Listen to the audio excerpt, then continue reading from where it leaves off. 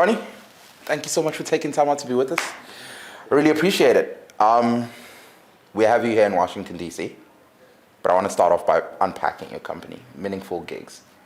Tell us a little more about that.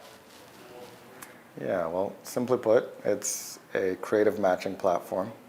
And what that means is companies, right now big brands, Colgate, Johnson & Johnson, Google, they go to our platform and then they hire creative talent. So UX, UI, graphic design, motion, and all of our talent right now is from Africa. Okay. So how are your operations different for a LinkedIn, for example? What's the difference between Meaningful Gigs and a platform like that? Yeah, hyper specialization. So we just focus on creative because what we understand our customers want is they want people that are amazing at creative, right? LinkedIn does everything for everybody, right? And a lot of creative talent's not on LinkedIn. It's just not where they want to be. It's not where they can showcase their work. And so we focus on building our platform to highlight creative work specifically. I took a look at your website. Your company looks to revolutionize creative work. Unpack what that means. Yeah, so there's an interesting time in creative work in general right now. So in our history, there's more creative work now than ever before, right? So if you think about creative work as kind of channels where you can have creative work, 30 years ago it was billboards, TV, a few other places. Now you have 100 channels. You have social media, you have podcasts, you have audiobooks, you have all these places, VR, AR, that you can highlight creative work. And there's something that is going on, and what I'm saying is that there's a creative crisis. All right? That means these companies are panicking because they're saying that there's all this creative work, not enough people. All this work needs to be done, not enough people to do it. And what I've said to them is, one, it's killing creativity. If you're forcing a few people to just do all the work, it's not going to be good, and you're going to burn out the creatives that are doing it. And so that's why I've said it's a creative crisis. And in order to mitigate that, the companies need to understand that they're looking at the world in the wrong way. There is exponentially more creative talent than they know. They're just looking in the wrong place. They have to look globally, right? They have to look around the world, and then they get diversity of thought, diversity of creative. They get so many different ideas and so much work, and different people can focus on what they're really good at. So that means that creative work becomes better.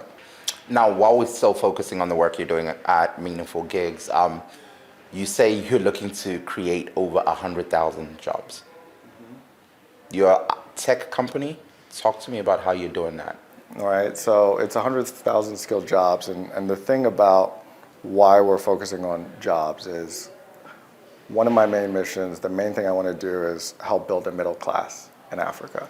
In order to build a middle class, you need people to make money, and you need them to invest that money back into the economy, right? And so that's why we're focused on that, and the reason we have a high number like 100,000 is because we are a tech company, right? And we build technology. We have a platform that allows us to scale in different countries, different markets, faster than you would if you were kind of just doing it by hand.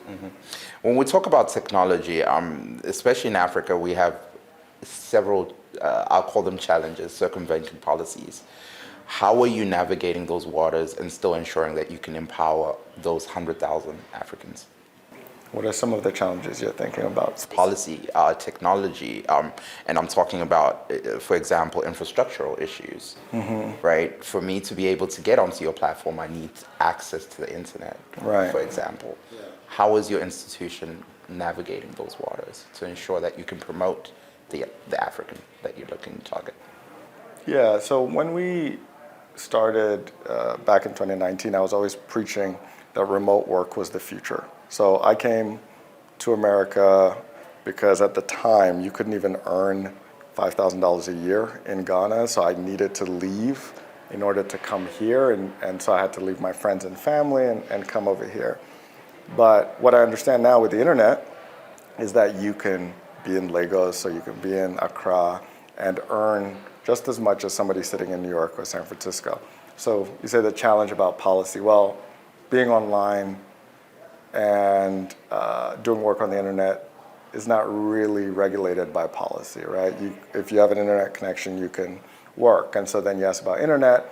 We focus on specific markets like Lagos, Nairobi, South Africa. Most people there have stable internet connections, but we're also watching what the world is doing and all the infrastructure that's being built, and that allows us to scale too. Speaking of your story, and it links me to my next question, which is about brain drain, right? Over Lord knows how long, we've seen young Africans migrating to rich nations merely because they're looking for greener pastures. But that dynamic seems to have changed as we see a lot more Western countries now starting to invest more in the continent. We're starting to see African innovators stay on the continent. Is that something you think will stay forever?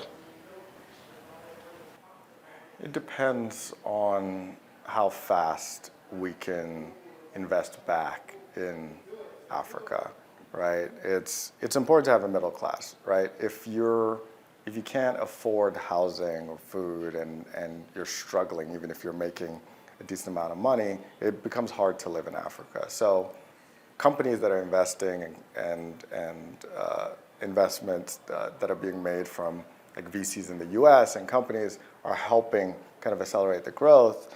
But ultimately, when I think about brain drain, for us, we're not promoting that people leave Africa, right? We know that if you're sitting in Lagos and we connect you with a job at Google or Facebook, you then can leverage that to any job in Africa, 9 times out of 10, right? Like you become more empowered to do more work and then train and upskill and help the next generation. And that's one of the important things that we're doing too. We're making sure that the people that are on our platform pay it forward and give it back to the younger creatives that are up and coming. Now, to zone in more on the operations that you guys have at Meaningful Gigs, talk to me more about how, I guess, you guys are empowering young Africans. I mean, we're empowering them with financial like stability, right? If you think about kind of Maslow's hierarchy of needs, we need kind of financial stability at the base before we could start thinking about more philosophical things like meaning, right? So that's one of the ideas of why we created a company called Meaningful Gigs. We handle the financial stability. You can start thinking about more philosophical questions and then about how to do more meaningful work in your life. You have choice.